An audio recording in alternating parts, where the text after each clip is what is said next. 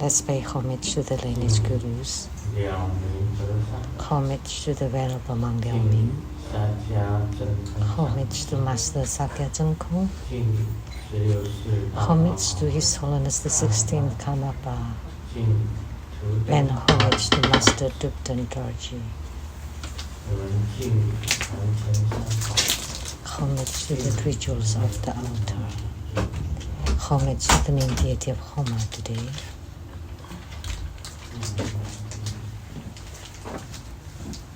The goddess with marvelous sun, Sir Tanchen Katso, Dutan City, all Dharma masters, Dharma educators, Dharma teachers, Dharma tutors, temple and center directors, and all disciples present here and over the internet. Good afternoon, everyone. How do you do?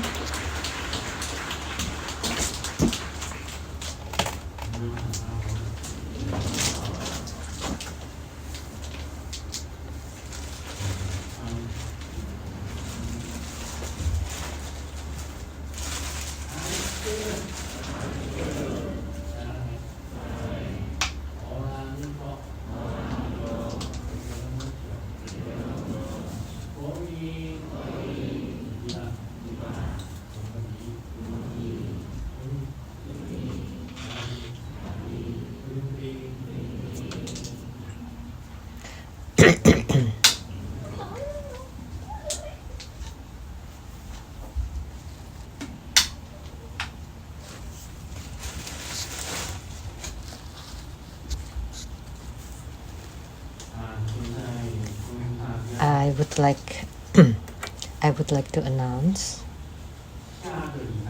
for next Sunday, October 1st at 3 p.m.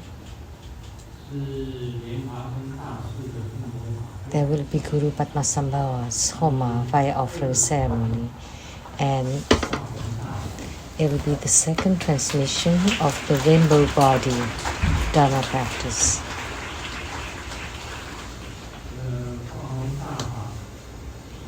The Rainbow Body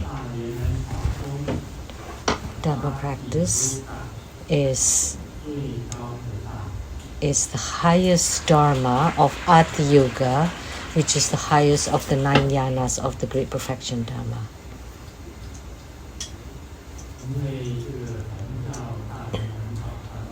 Because in the Nyingmapa's Great Perfection Dharma, the lineage gurus all attained the rainbow body, including Guru Padmasambhava,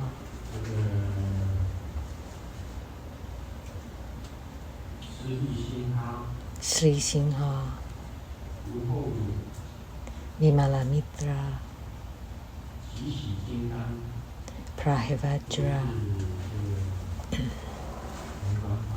all attained rainbow bodies, or transform into rainbow light, and then later on Ishichokal too attained the rainbow body. Guru Padmasambhava, as we know, the 6th syllable is 3, which is the same as Xie. Red, 6th syllable. He is an emanation of Amitabha Buddha, a transformation of Amitabha Buddha. The mantra.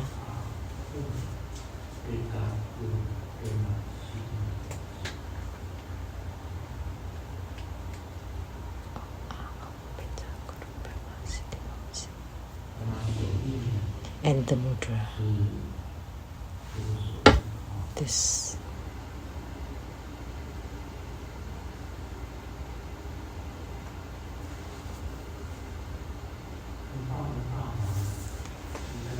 The Rainbow Body Dharma practice was transmitted at the Taipei Arena.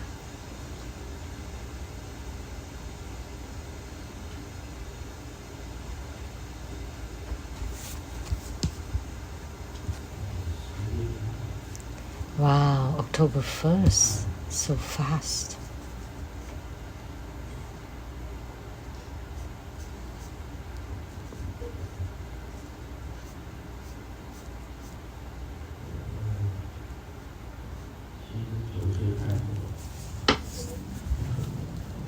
'79, it's almost past.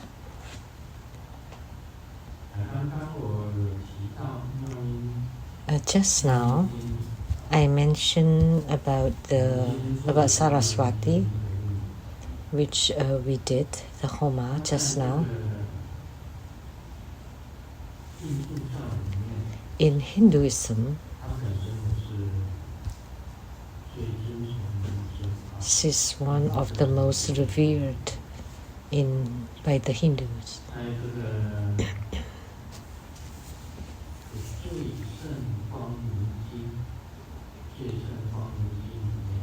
In the Vimalakirti Sutra, it was mentioned, there was a chapter on this goddess of eloquence, or the goddess of marvelous sound, or Saraswati. She has many names.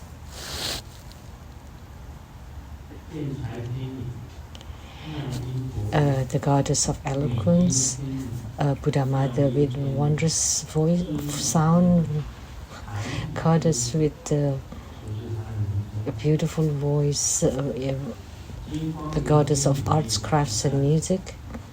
And in the Vimalakirti Sutra, it's mentioned that if you recite the sutra, then Saraswati will definitely come to bless you.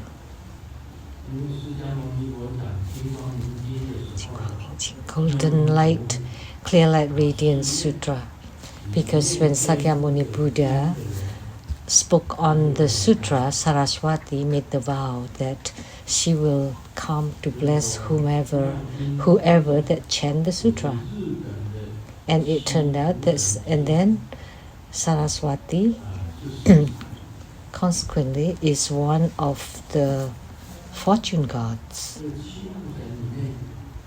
So she also bestows fortunes. In the 7 fortune gods, one of them is a female, and that is Saraswati in Japan.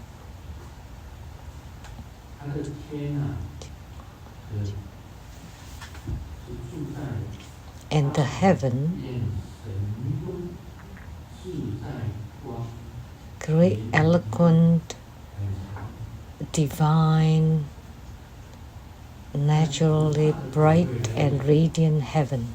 Very long name. And in terms of bodhisattvahood, she's on the 9th ground. That's very high. On the 10th ground, there would be Buddha or awaiting Buddha, and 11th ground is Buddhahood, and Saraswati is at the 9th ground. That's very high level.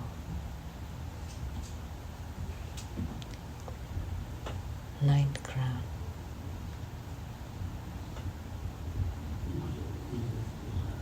So the 9th ground Bodhisattva. And I mentioned Amitabha Buddha, Manjushri Bodhisattva, and Yamantaka, the Buddha mother of Amitabha Buddha. So Saraswati is also the Buddha mother of Amitabha Buddha. She's also the Buddha mother of Manjushri Bodhisattva, and she's also the Buddha mother of Yamantaka.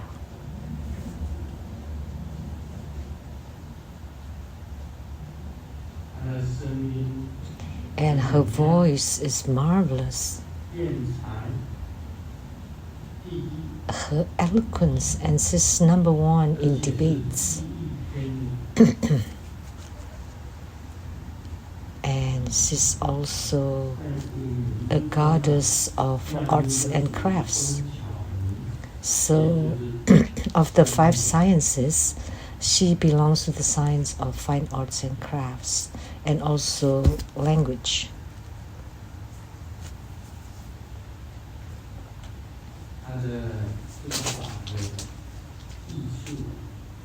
And the benefits of this Dharma practice is you can become more eloquent. Second is to increase your wardrobe. And third is to increase your food, diet, and also to enhance your wisdom. So it includes wisdom, enhancing wisdom. It can also extend your lifespan and your wealth and your wisdom. So the practitioner can have their wishes fulfilled. The practitioner of this Dharma, any calamities, any negativities can be eradicated.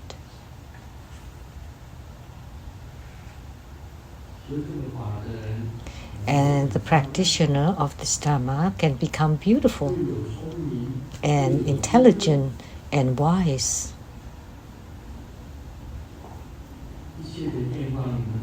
And all wishes can be fulfilled.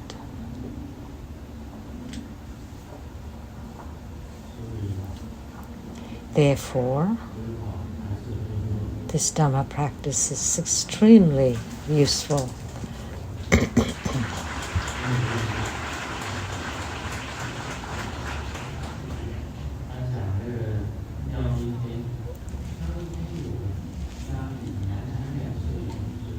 Talking about Saraswati, I have one at my Southern Mountain retreat. I think it came from Indonesia. Who offered it to me? You did. Thank you. She's very slim. Good figure. In a dancing posture and holding pipa or lute instrument. And I placed it in front of the hiking Avalokitesvara Bodhisattva. And someone else also offered me Saraswati by Hui Jun. And that one was completely naked and and quite voluptuous.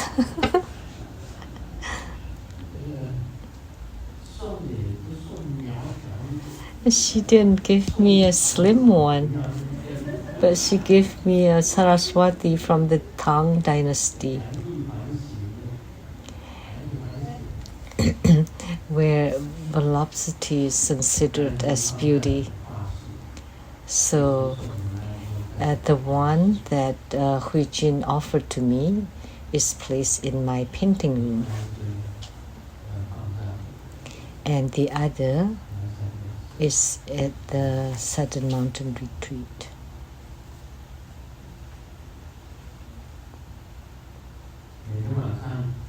Every night,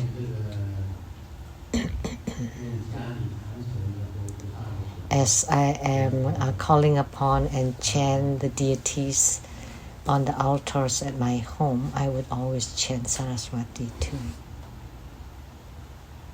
or call upon Saraswati. She can make you intelligent, wise, and beautiful. Wow, that's really worth it.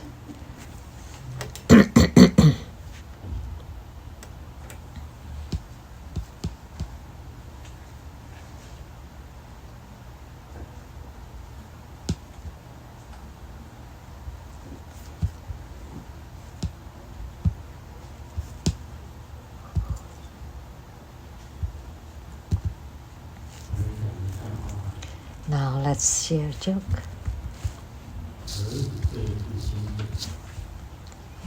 The son told his dad, "Dad, I saw you let go of a cockroach. Why did you let a cockroach live?" And Dad said, "Yeah, because it's the only thing that can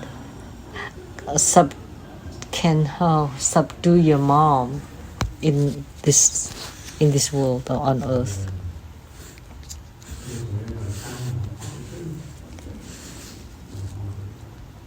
Why did you let the cockroach live? Because it's the only living thing that can conquer your mom on earth. The wife told the husband, "Dear honey, dear husband, you were on a business trip and I really miss you." And the husband said, "Yeah, me too, I really miss you. Let's have a hug." And the wife said, "Oh, you have some teeth mark on you." And the husband said, "Because I wanted to come home fast, so I drove even when I was drowsy, so I bite myself to keep awake." And the wife said, "Really? So your teeth can bite your neck?"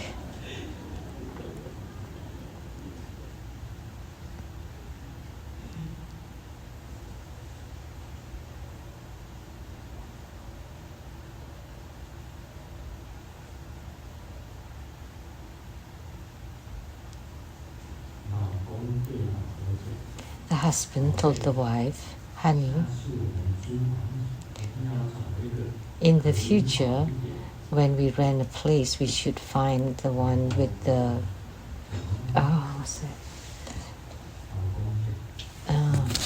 the sound, so the sound doesn't."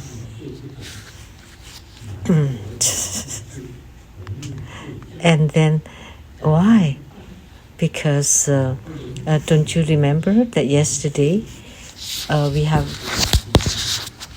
I was talking, you couldn't sleep, so I was telling stories to you, but because of the poor sound insulation, I heard the man next door said, "And then?" So he's listening to the story as well.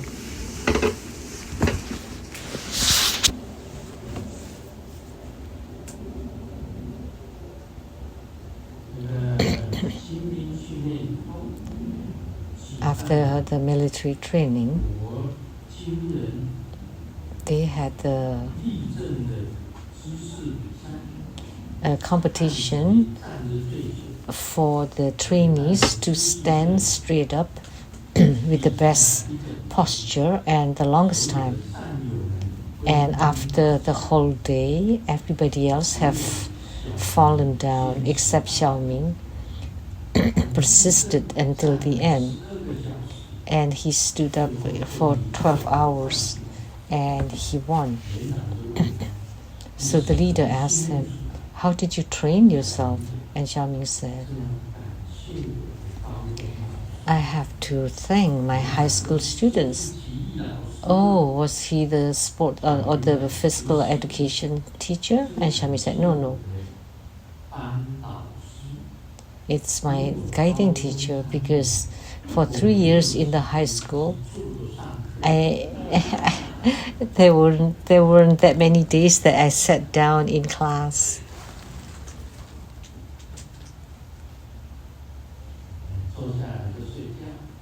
Because he fell asleep when he was sitting down, so he was standing up in class. Now we'll go to the main topic from Singapore. A question from Lian Hua Rongde, the precious Dharma King, Grandmaster. I would like to inquire about the question regarding mantra visualization. There is a saying that the Sanskrit mantra Hum, in visualization, it enters from the space in front and above us into the lotus at our heart. And then it should transform into the reverse Hum. So it's considered to be one's own. However, I have always visualized it the same way from outside to inside. Is this correct? With this question, it lets me think of one thing. When we chant Om Bululanjali, so you need to place the mudra at the brow point, throat, heart, left and right shoulders, and then back up and then release the mudra. And then you need to visualize the Vajrapani Bodhisattva on your four sides, front, back, left and right. And someone asked me, should he visualize that he's facing Grandmaster or looking out? So Vajrapani Bodhisattva is looking out to protect Grandmaster or looking in? And then that would be beating Grandmaster. So which one should we visualize? And this one is talking about the 6th syllable. So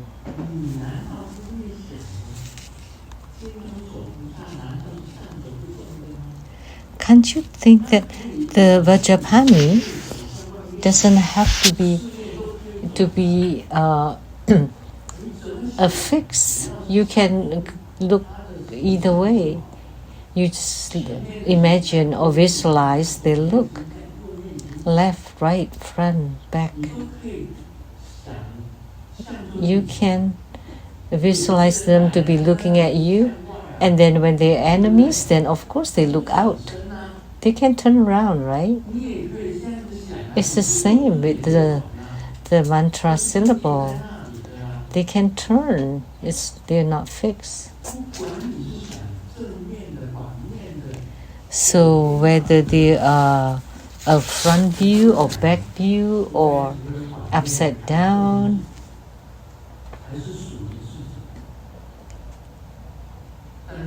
so if it is backward, it's our own. So is it front view or back view? Actually, let me tell you, both are fine. Both are accurate because they can turn. So nothing to worry about. Don't be scared that the sit syllable or the mantra syllable is belonging to you or to others. What? So if you visualize the sit syllable, then of course that's yours. Doesn't matter how it turns, what it faces. As long as you don't turn, that's fine. Or you don't revolve. Everything else can revolve and it can turn. So that's my answer to Lian Hoa Rong Te. The disciples have so many different questions. Vajrapani Bodhisattva, how should they stand? Just like this. Might as well. So that's the leg posture or steps of bow and arrow for Mahabala. Bow and arrow.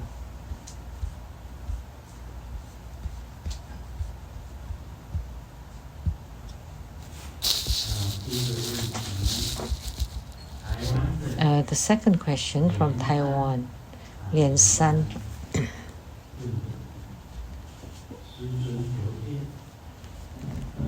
Dear Master, greetings. Your disciple, Lian San or Ong Guo Feng, supplicate the Buddha to stay in the Saha world. Recently, Grandmaster has shown signs of ailments, and we are deeply saddened, feeling urgency and sorrow We earnestly pray for the well-being of your body and continuous turning of the Dharma wheel. I have 2 questions.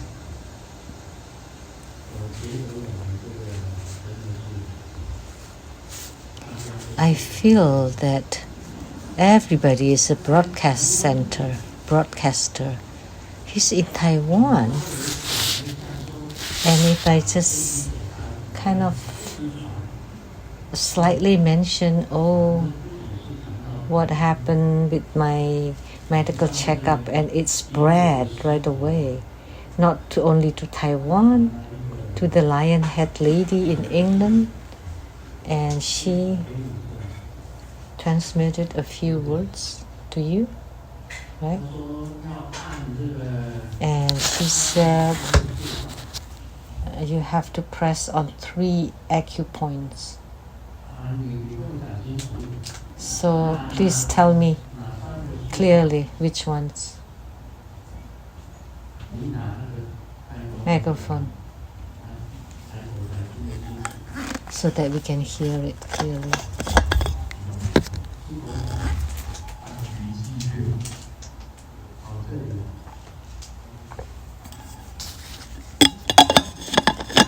This is the EG acupoint in the middle of the thumb, and then Zhu San Li and San Yin Jiao. And there are also diagrams. So it's spread there. So, but what are they curing?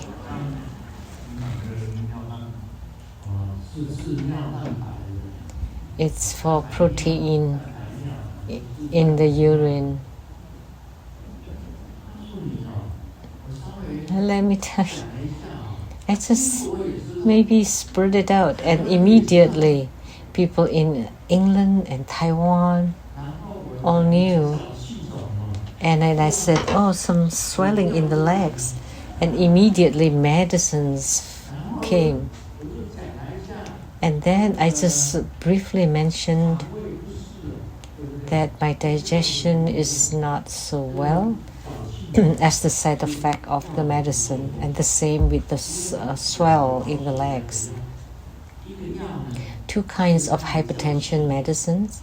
One would cause a swell in the legs, and second, it would give you diarrhea. They are all side effects of the medicines. So I eat both. So I have diarrhea and swollen legs. I was hoping that the diarrhea would be less and the swell would be less. That's why I took both. And then I mentioned when I went for the medical checkup, I had protein in my urine, and that spread around the world. I am 80, an 80-year-old man. How could he not be sick or ailments? Of course. But I'm still much better than Sumo. Sumo is very strong, such a strong person. But I am very, just with a slight ailment, then I would talk about it loudly.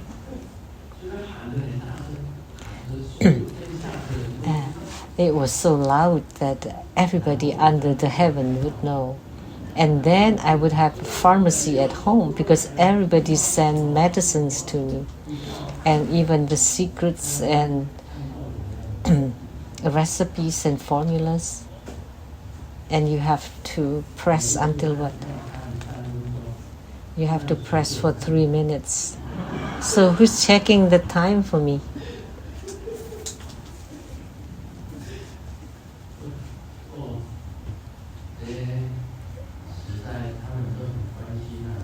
So they really care. Many disciples care. See, even he, the one in Taiwan, knew that Grandmaster shows signs of ailments.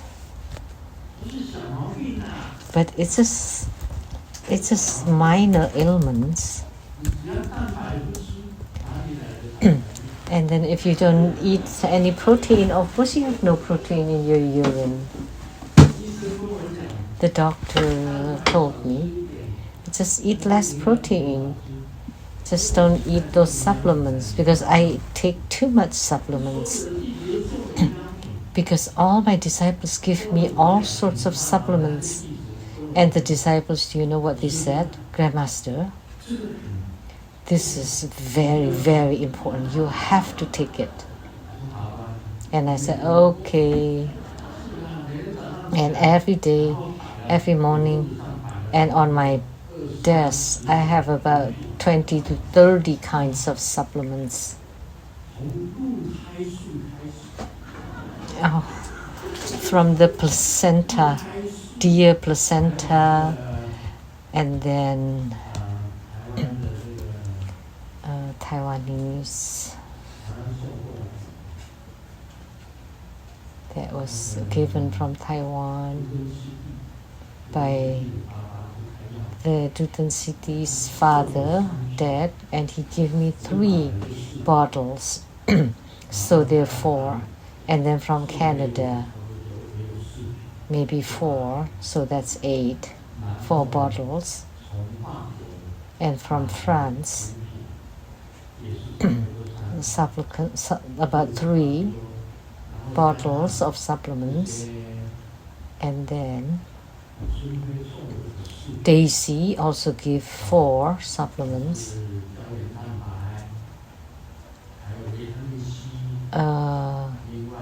Collagen, vitamin C, glucosamine, and super supplement, complete vitamins, over 24 every day, every morning, all of them. I take all of them. So it would be strange that I don't have anything in my urine. They're too much. And all proteins, kinds of proteins, or green.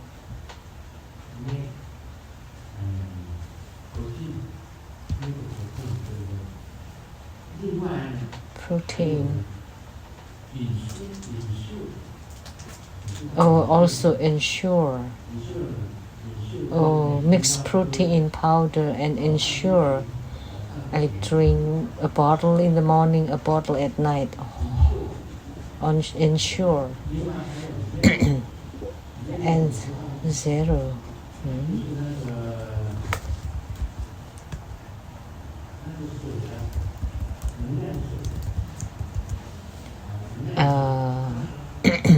And also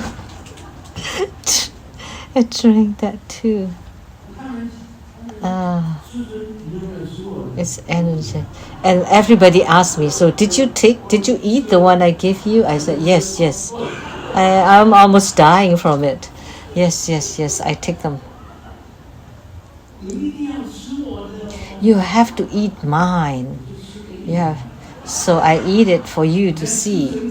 See, now this is my state. That's because of you. You are harming me. $20 to 30 kinds of supplements.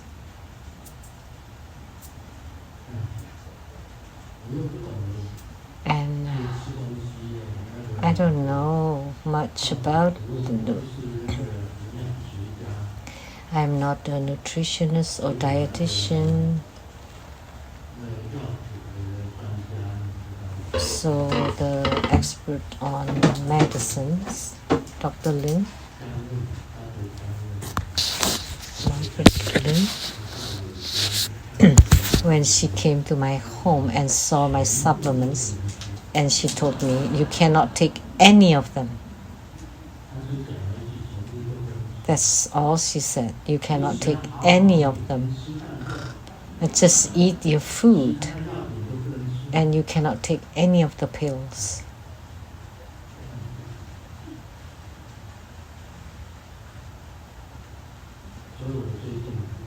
Therefore, recently, my doctor told me, Dr. Gore, he told me, Grandmaster Lu, please listen to me. From today on, just eat vegetarian food for 2 weeks and then get another test. And I said, with 2 weeks of vegetarian food, I would have no protein for sure.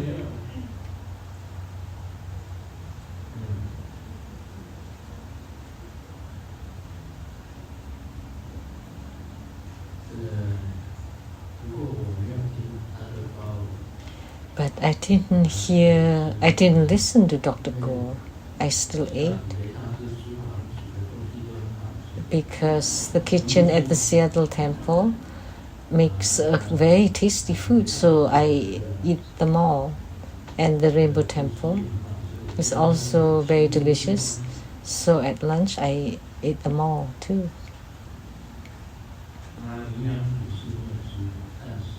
But I don't take the supplements for 2 weeks and then I'll take them again after 2 weeks.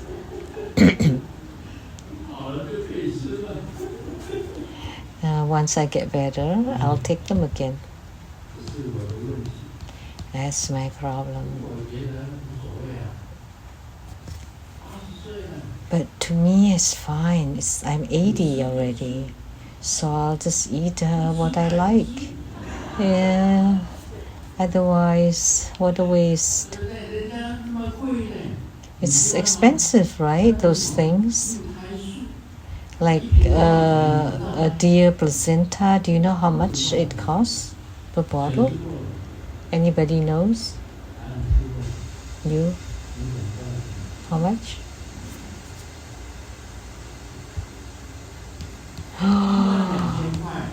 12,000 a bottle, Taiwanese dollars.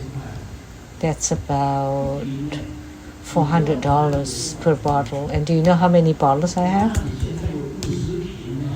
50 bottles. That's given to me by someone, several people. Now I have 50 bottles, so I'll take them little by little.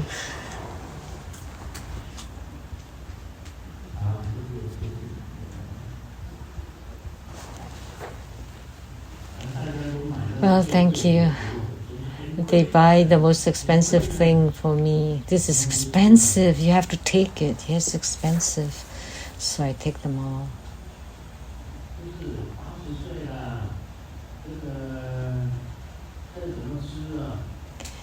I'm 80. No matter how I eat, it's fine. Sakyamuni Buddha passes or leaves the world at 80. At 82, but the Venerable Shin lived to be 120. But I think it's fine because it's better to have a healthy human body. I did not know if you practice yoga every day, and I do.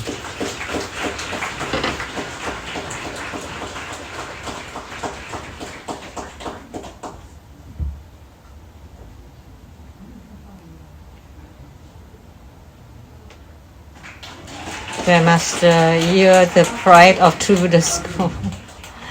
80. The body of an 8-year-old. It's not so easy to have this kind of body at 80 years old. If you don't persevere and persist to do the exercises and yoga continuously for a long period of time, it's impossible for you to have this kind of body at this age. So, question from Lian San in Taiwan.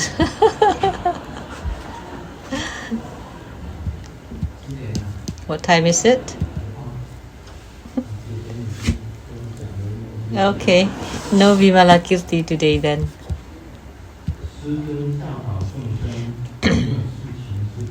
Grandmaster has taught us that nothing in this world remains constant, and impermanence, including birth, old age, sickness, and death, is the ultimate truth in the world. Practitioners should learn to adapt to the world, embrace it, and continually learning. We must recognize that the nature of the world is illusory and impermanent. That once enlightened, one naturally develops a playful mindset, an attitude of non-attachment.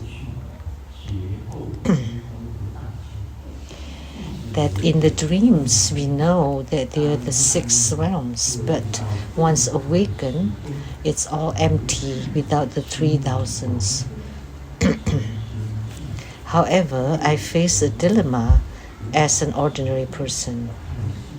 At crucial times, such as the loss of a loved one, or when I'm mentally and physically exhausted, or when my senses are overwhelmed, I just cannot be in any playful mindset. So due to my limited strength, I find it challenging to apply my enlightenment into such situations. So how do I do that? Please guide me. But let me tell you that the human world is just a game. It's illusory. So it's as if you're watching a movie. Like stubborn family members. That's right. And or loss of the loved ones, and people die. That's normal. It's unavoidable to feel sad.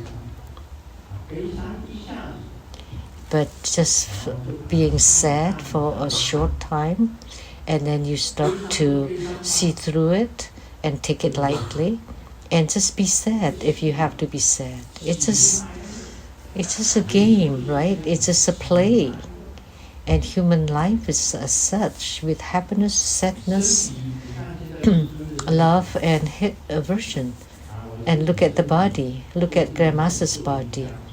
I exercise and do yoga to train this kind of body.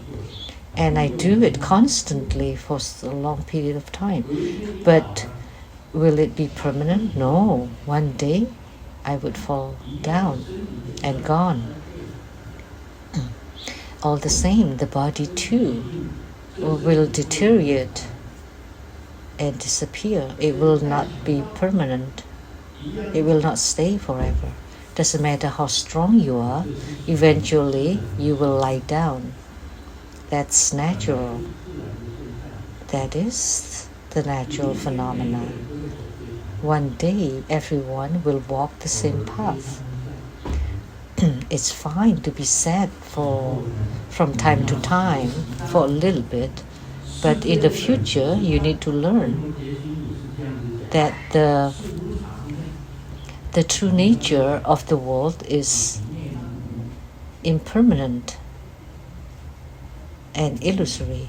And in a moment we will talk about the 4 noble truths, and we'll talk about that afflictions is actually buddhi or enlightenment, and human world, the basic nature of the human world is affliction. If you're in samsara, you're afflicted. And because you know there are afflictions in the human world, then you can recognize that you know your body too are only 5 aggregates based on the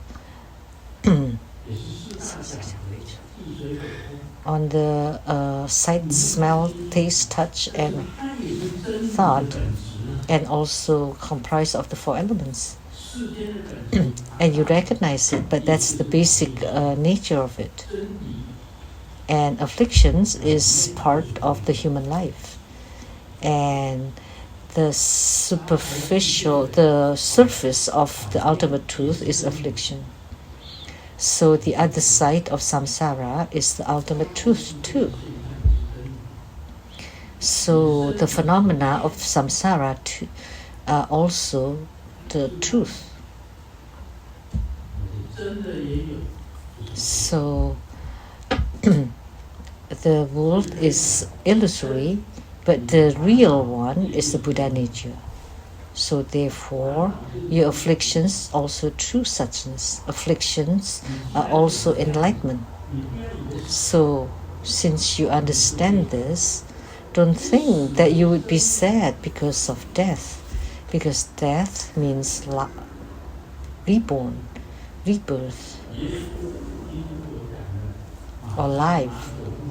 Jesus Christ said in Mark, Matthew, Lucas, and John, in the book of Matthew, Jesus said, if you are attached to life, then you will die. If you're not afraid to die, then you will live. So life and death are natural things. Don't take it too much to heart. And you can just be sad for a short time. It's the same with you. You will die too. Grandmaster too will die. Nobody will live forever. Guru Padmasambhava had lived for hundreds of years, but eventually also died. Pengzu of China also lived to be 800 years, and then he also died. So death is no big deal. It's fine. So you need to understand this concept.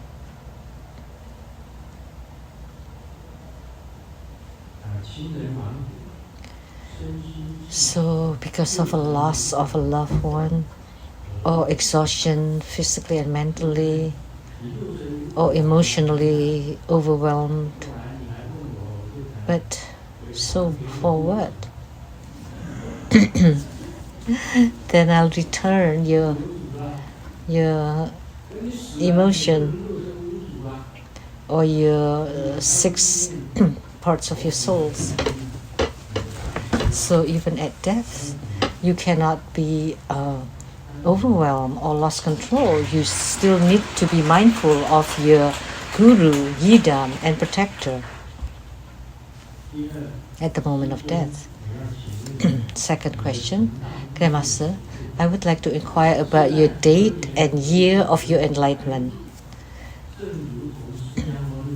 Like how Sakyamuni Buddha gained enlightenment under the Bodhi tree, and we still commemorate that day until now, to this day. So please be kind and share your enlightenment date with us so that the school disciples can commemorate. Every day is the enlightenment day.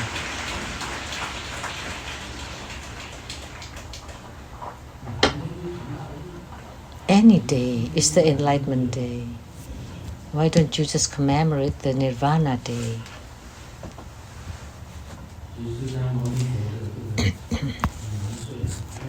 Actually, the age of Sakyamuni Buddha is always debatable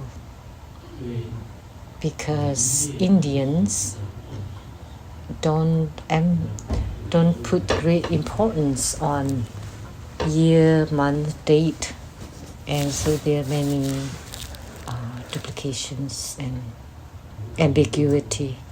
So 506.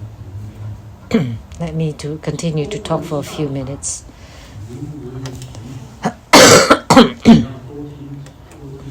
Much learning is the place of practice. So you need to listen to many dharma, to lots of dharma, so that you don't get off track. So you need to listen and learn as much more dharma so that you don't get off track, you get off the path. So much learning is the place of practice. If you have listened, then you walk on the right path. So please learn and study more Buddha Dharma. It would be beneficial to you because then you would understand more than most ordinary people. So please read more Sakyamuni Buddha's Sutras, Sakyamuni Buddha's Buddha Dharma. It absorbs and integrates the teachings. So subduing the mind is the place of practice, as it correctly contemplates on all phenomena. So you need to subdue your own mind. Your mind chatters,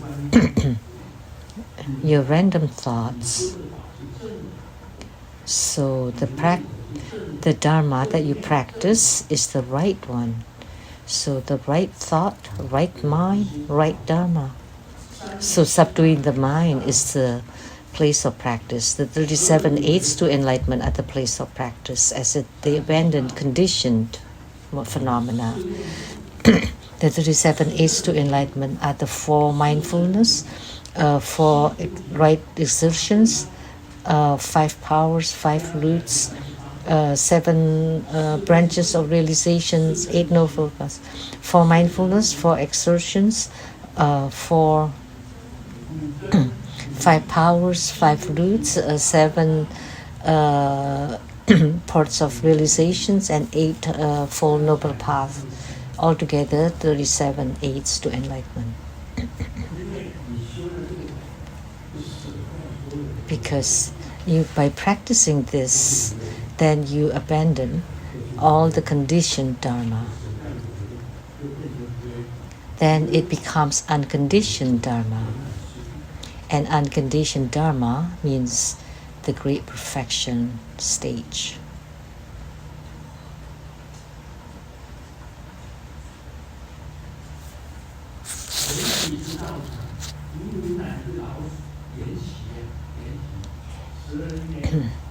Dependent origination is the place of practice. Where did the dependent link of origination start? Dependent origination is the place of practice. It starts from ignorance all the way to old age and death. The 12 links of dependent origination Dharma. It's a cycle. It's just a cycle. If you comprehend it, you know it is ignorance all the way to old age and death. So we start from the dependent origination, from birth, from ignorance to old age, and then death. So the last part is death. So it is a cycle, and you have seen through it. That's what dependent origination is. And it's endless. It's endless. The cycles are endless. All afflictions are the place of practice, as they are known as they truly are. By having afflictions, you can see the ultimate truth. From the afflictions, you would be able to see the ultimate truth. Afflictions are the place of practice, and afflictions are also enlightenment. Afflictions are the place of practice, and afflictions are also enlightenment. Because by being afflicted, you seek the ultimate truth, and ultimately you found the ultimate truth, and you found Bodhi or enlightenment. Therefore, afflictions are the place of practice. And you study Buddhism or practice Buddhism because you are afflicted, because you have afflictions. Many of them are like that. And by practicing Buddhism, you reach enlightenment. Therefore, afflictions are enlightenment. Therefore, all afflictions are the place of practice, as they are known as they truly are. You found the real phenomena. Sentient beings are the place of practice, as they know there is no self. Sentient beings, of course, are place of practice, because the sentient beings are illusory. There are no self, no others, no sentient beings, and no lifespans. Sentient beings are the place of practice. We are all now the place of practice, not the Rainbow Temple is the place of practice. Ordinary people would say that. The Seattle Temple is the place of practice. And then when you leave that premises, then that they are not place of practice anymore. No. Everywhere is the place of practice. Vimalakirti said everything is the place of practice. Sentient beings is the place of practice because they are sentient beings, therefore they are Buddhas. So the Buddhas come from sentient beings. The Buddhas come from the world.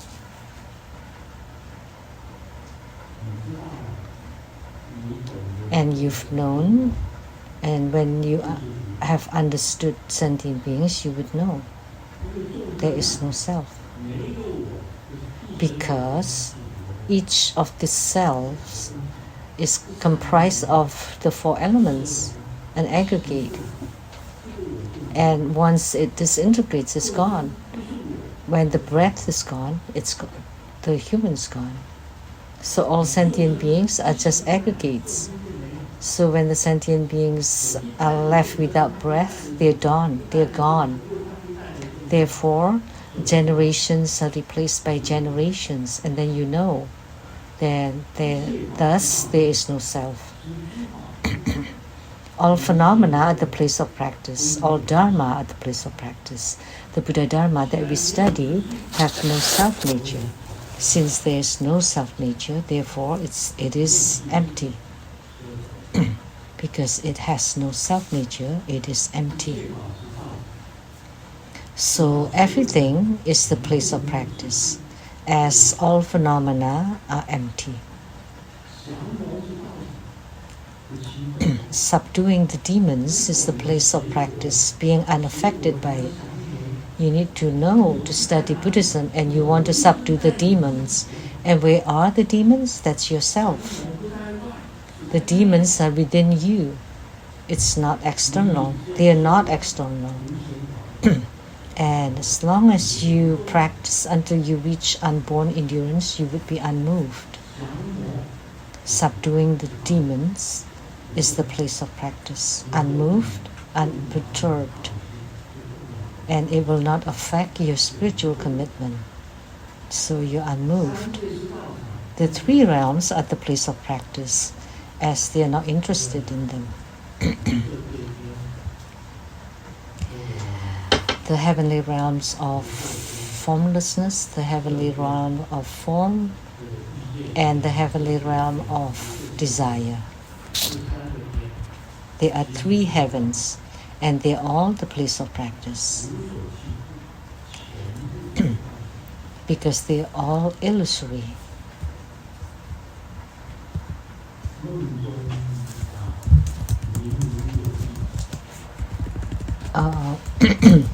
In the dream, they are the six realms, but once awakened, it's all empty and without the 3,000s, really, nothing at all.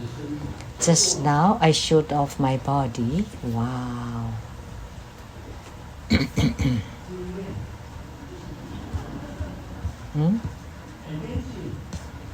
Amazing. So powerful.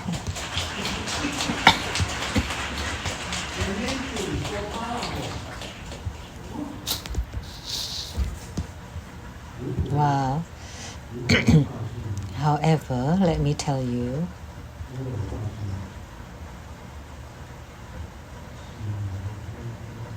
once awakened, it's all empty, nothing.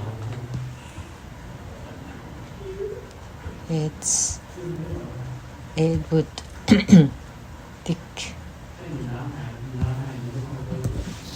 but it's in our brain forever. How long is forever? 80 years old.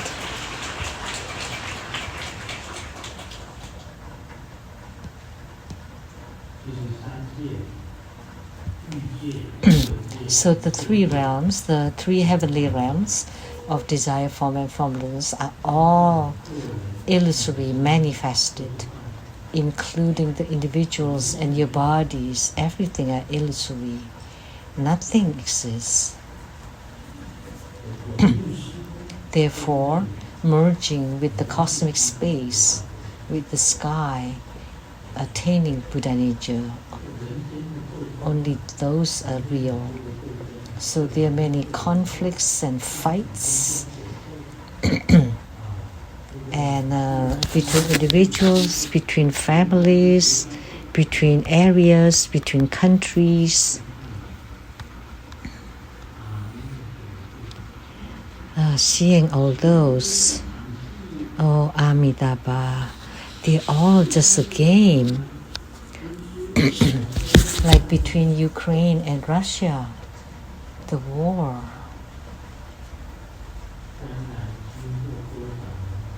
After a number of years, where would Ukraine be? Where would Russia be? Where would the border be? Where would the countries be? Nothing. One day, the earth cannot be inhabited by humans. The samsara, the current earth, one day would be unable to be inhabited. Do you know the whole earth will disappear, gone, unpopular? So yet you still matter about Ukraine and Russia. Look a little bit further. You still concern yourself with Ukraine and territories, people fighting about territories and dividing them into smaller and smaller. So what's there to fight about?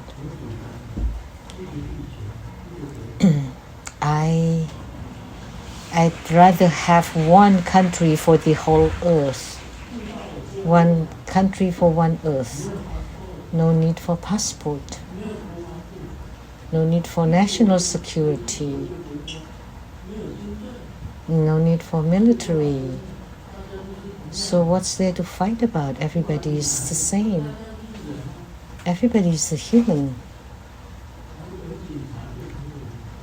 We just have some police enforcement to maintain traffics and against crimes.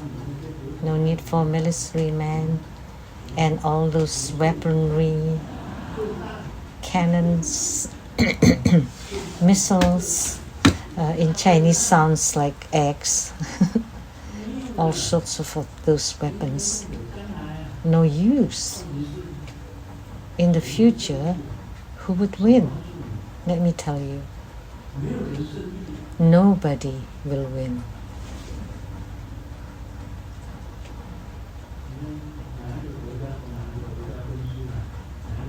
So this country splits and merge and mix and unite.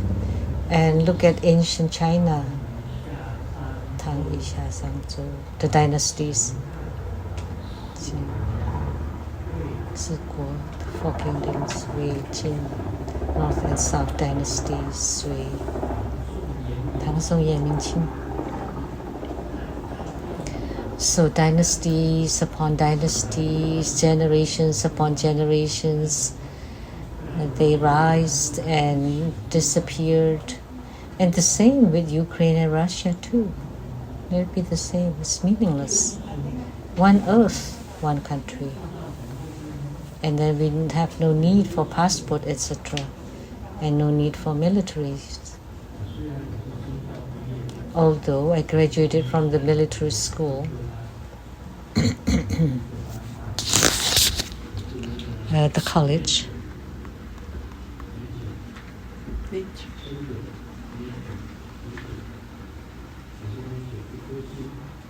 I'm a major with 1 star. That's a general. Or 1 flower. It's the political department in the military school. But it's all empty. Everything is empty. Do you understand now? However, afflictions is enlightenment or putti, So even the war is also pretty. Oh, Mani Peni Hana.